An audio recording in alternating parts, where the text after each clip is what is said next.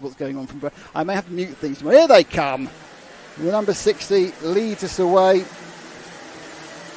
And that, of course, is Chase Rainsbury, one of the Brio carts. Even I can recognise those. They're bright red and white. They do stick out, don't they? And they, of course, if you are a member of the Brio team, you get to go to the Brio Lounge, which was looking quite salubrious in Fulbeck, because it's on a kind of a grassy area, you know, with the track to one side and tables. Here it's on a bit concrete. It doesn't look anything like it's quite as luxurious. Feels a bit downgraded. It looks more like kind of an afterthought of a garden centre, to be honest, more than anything else. But it was. Here's your patio. Yes. Slow down. There's a sign saying slow down. I think they mean to slow down. Slow down. Well, to be fair, because that's the thing, isn't it? It's such a short lap here. If you haven't got the field together, they're going to go around. They're only giving them a lap, you know. Yeah, I know. Right, so will we get 4 out of 4 starts? That's a big thing to go for, isn't it? You've said it out loud now. Well, you know, because I'm just tempting fate. You'd like to live dangerously. There's a lot of red and white carts on the left-hand side of this track, by the way. Here we go. Rainsbury has he got the lead? No, I think the 14 of Thacker is slightly ahead going into turn 1 and takes lead. So Thacker, with the green flash on the nose, he's taken the lead. Yeah, the Guy Cunnington carts, which are now getting prominent in the NKC as they head into the hairpin for the first time. It will be Arthur Thacker who's going to lead them round. Behind him is our pole man Chase Rainsbury, who's going to be looking to get that back almost immediately. Looks like one of the... Is that George Hume behind him? It certainly is. It is, isn't it? Yeah. George Hume on the Sody carts, which are becoming ever more popular, it seems, again. Well, it's all about fashion, isn't it? Carts come in, carts go out. Yeah, I mean, I'm going to say something which is very controversial, because if you haven't actually driven a racing car, I'll say after the 91 goes into second place, and that's George Hume taking second. I haven't done a race in a racing car since 1991, but I am of the feeling that the chassis are all the same. I have a feeling that you might be almost right. I don't think the technology has changed all that much. No, because I think people have. It's like all sorts of things. There's no bad road cars anymore. There's no bad. It's just nothing's bad. I mean, there's obviously subtle differences in the chassis, and you find one that suits you. Fantastic, but it's not like I bought a Blogs and it's rubbish. Yeah, quite. You know, it's just like that they're anymore. all pretty good. Anyway, back to whilst we're ruining the sales. Yes. Methodology for every single chassis chassis manufacturer. Yeah. So we're even-handedly not trying to sell extra chassis. Thacker from Hull. They are running really close together. Up the inside, going to be a change for the lead here. No. It looked like it was going to be a problem, but actually I think into the lead has gone. No, has stayed the 40 of Thacker, but I think second and third change there, because the 91 of... No, George Holmes still in second after he took it away from Chase Rainsbury a lap ago. Yeah, that was a dive by George Hume into the hairpin. Popular spot to overtake, but that narrow line does shorten your ability to get out of the corner and take the lead if you get your line slightly wrong and you run narrow. Yeah. Of course, gearing plays a big thing here as well. Do you keep it to the straight, or do you go for punch out of corners? The 14 there took way too much curb and lost at least a cart's length just not getting the drive. I mean, it's obviously I'm going to circumvent the curve, shortcut the curves as I see them doing in Formula 1. Of course, Formula 1 cars have at least some sort of suspension, so you've got more of a chance. Yeah. And so and the result of that is onto his tail comes George Hume. Yeah, and that's it, isn't it? If your car is going sideways, it means you're not going forwards, and that's always the adage, isn't it? It is true, yeah. But the 91 now into the lead goes George Hume. Yeah. Lovely little move into Billy's blind there. Yeah, he's really got that car under control, hasn't he? It was a great textbook manoeuvre from a long way back as they cross the stripe. Darks out at the last second, touch the brake, a little bit of oversteer, hits the apex, and takes we have a red flag. Oh. We have another red flag. There's a problem on the start-finish straight, I can see. This one I expect will be a complete restart. Yeah, we'll be on the clock, so not even over half distance yet. Okay, so the driver looks okay that I can see on the start line. Possibly he is there because he is in a very dangerous position rather than anything else. Yeah, I can't quite pick out because I was more concerned about the barriers being replaced, so I think there's been a coming together down the straight. There might be a second cart we can't see, I don't know. Yeah, possibly. But certainly the cart that it seems the most concerned the driver is moving around and relatively happy. Whether he's picked up a little bit of a foot injury or ankle injury, not sure, but he's sitting there, looks quite, what's the word for it, less impressed with life than he was before the start of this race. Yes, his demeanour has definitely dropped a little bit. But, again, another red flag. Chris Cox in the middle of your screen wondering what on earth's going on. Oh, look at that. That's what we're talking about. That's how you go and watch motor racing. What a beautiful hot sunny day, yeah. On top of your van. Well done. On my van. I'm having a beer. Yeah, absolutely. And a fag. That's a cigarette for our American viewers. That's aimed at Frank then. Well, Frank's in Leipzig. Is he? Yeah, he's doing an RC event. It's finished now, but he was doing an RC event in Leipzig. Oh, okay. Well, we're all around the world, yeah.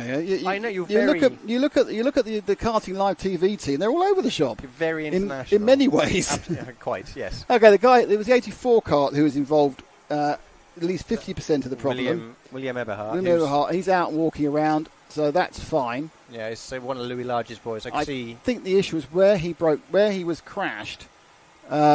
Was such a dangerous position that they couldn't let the karts run past it again, which is why they red flagged it. Yeah, exactly. I mean, the line is, albeit he's on pit exit, you're still reasonably to the left of the circuit as you exit the last corner there. So Sarah Darlow on the grid. It's fine to go down and look at it now, Ash. Look at the people trying to sort the grid up.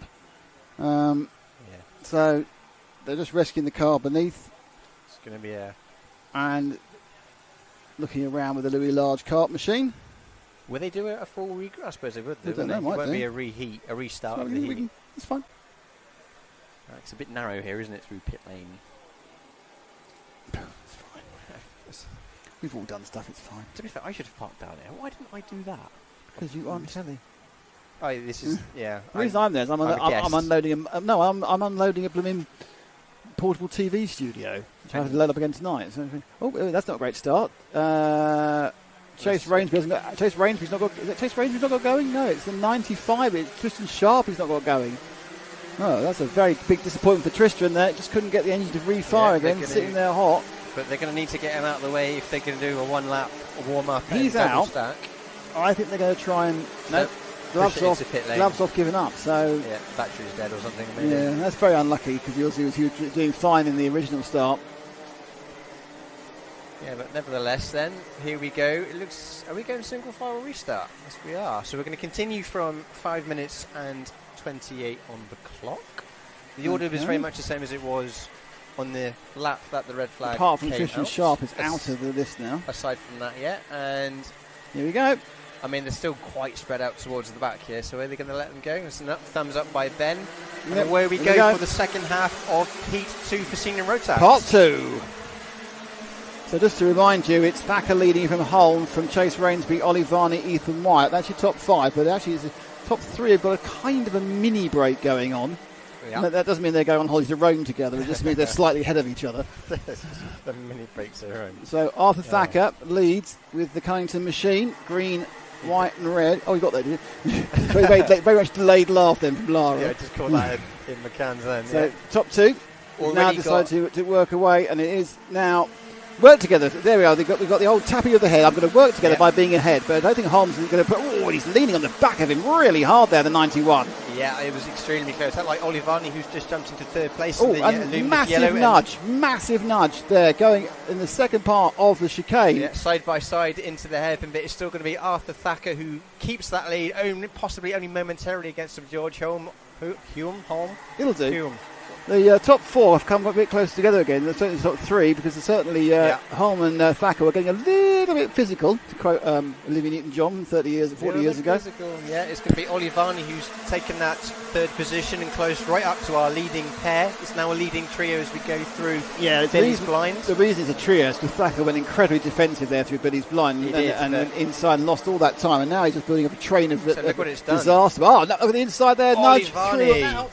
Oh, trod my own microphone. I'm so excited then. Olivani very late on the brakes, who gained second momentarily and gave it all back. Well, no, because Charlie Hume's at second now after that, because it pushed Ethan Wyatt's in third, so it's Thacker from Hume from Wyatt. Yeah, what Ethan happened? Having a great start. He's up 7 real positions. Problem there for Holm and Varney. So, we've got 2 Holms. I was confused. It's Charlie Holm and there is George Holm. So it's Charlie Holm's come up. George Holm's gone down in that momentary scuffle around the hairpin. Somehow they've swapped positions. It didn't help. I think the Holm. There's 2 of them.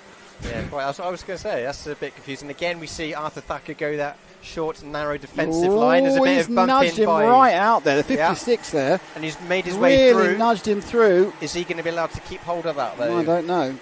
We'll let the stewards figure that one out at the end of the race. Let's have a look. Here we come. Let's look at it again. Up the inside. He lent into him. That's probably going to be a contact warning rather than a give it back. Yeah, we'll see how that one unfolds at the end of the heat. But it is now very much a 1-2 all the way down to I think 10th position now for our leading battle. In fact, even further than that. I think they've turned into a train now because there's no chance for leaders to escape because they're being a little bit aggressive with each other. Interesting. Now, I'll tell you what has happened. Jensen Watts, 5th place. Jensen Watts started 20th. How does he do it? Because he's very good. This is also his home track, isn't it, as well? I think he's a clay pigeon expert around this way. I think clay and forest and there is home track. Very much southern, isn't he? He's in 4th now, by the way. So I said he was in 5th and then he was in 4th. So he's used this two-part race to gain positions. Leader slightly ahead. Then it's the 14, the green-nosed machine of Thacker. Then it's White. Then Jensen Watts in the Brielle cart. That's the easy to spot red and white one in 4th.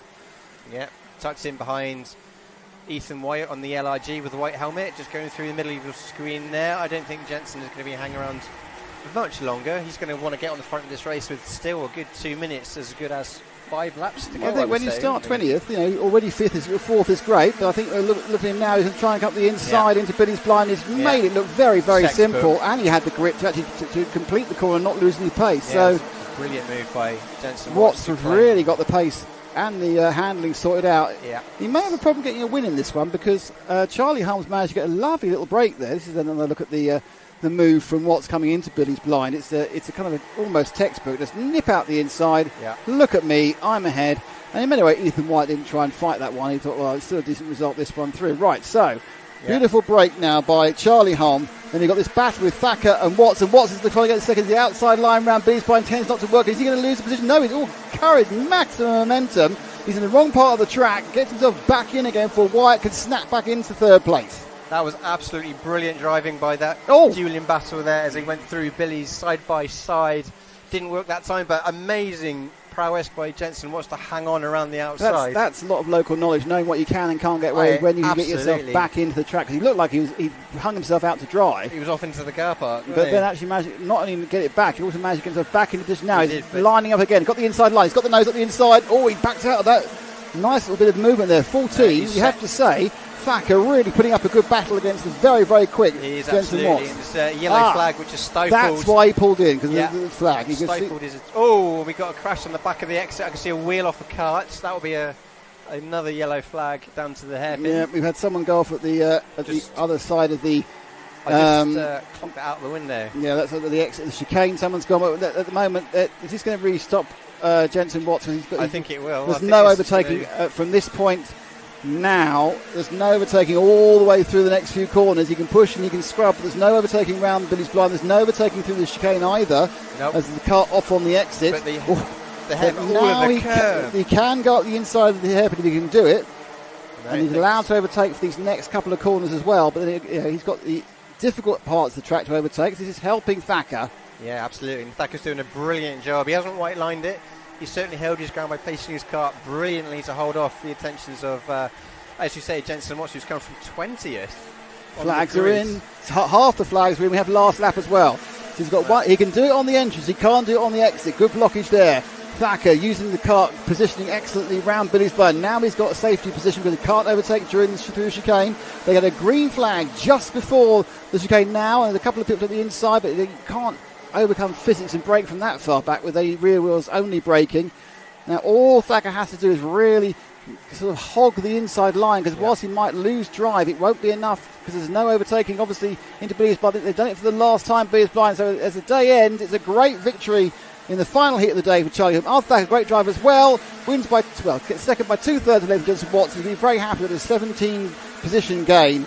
It's Ethan White in 4th, George Holm in 5th, Ollie Farney in 6th, Zach Fletcher, he's coming 7th, Jacob Martin 8th, Nathan Converted 9th, JJ Hind is 10th, Will Swells is 11th, Harvey Murden is 12th, Ryan Shepherd is 13th, Ollie Rowney is 14th, it's Nathan Jensen, Paolo Nunes, Aranda, Harvey Quick, Jacob Hobbs, Taylor England and Cameron Farley, and the rest of the results have disappeared, so I'll read them out for you. It's Billy Voot in 21st, Birdie Wells in 22nd, Aaron Jones, Lucas Reeves, Gracie Davis was 25th, Chase Rains in 26th, Alexander Colatuno, Tristan Sharp, and a couple who didn't make the trip, which was William Eberhardt and Matthew Lambert.